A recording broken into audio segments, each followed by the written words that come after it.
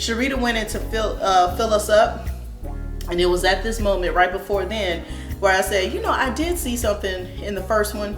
I was actually thinking of the train. Like I said, the train of the Lord.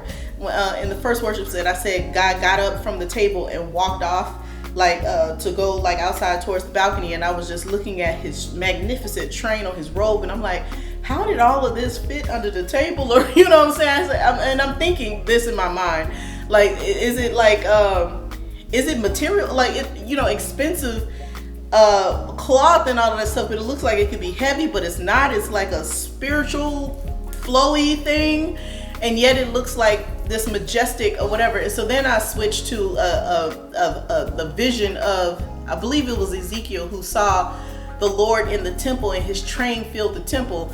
And then the silly thought of his train is so long, it just literally fills this, all this fabric, oh God, what you move? It wasn't like that. It was more of his presence and his glory and this smoke that filled. But it was his train. It was like a smoke or like that, right? So I got this visual. It was train filling the temple.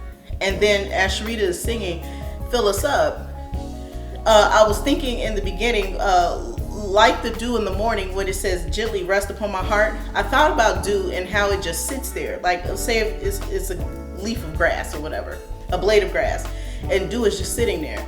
But I was like, from what I'm seeing, I don't know if God really wants to be like the dew in the morning, just resting there on the heart. Because to me, what I'm seeing is that he wants to saturate, he wants to take over, he wants to go in, and fill it up. And so then when Cherita started singing fill us up, I saw a sponge, and it was he actually wants to oversaturate us like a sponge. A sponge can take that water, no problem, easy. But then once you begin to oversaturate it, it can't take any more. You even just do this a little bit and it just starts emanating, and dripping out water, right? And that's what I thought. It was not just resting on top of it, but he wants to permeate within.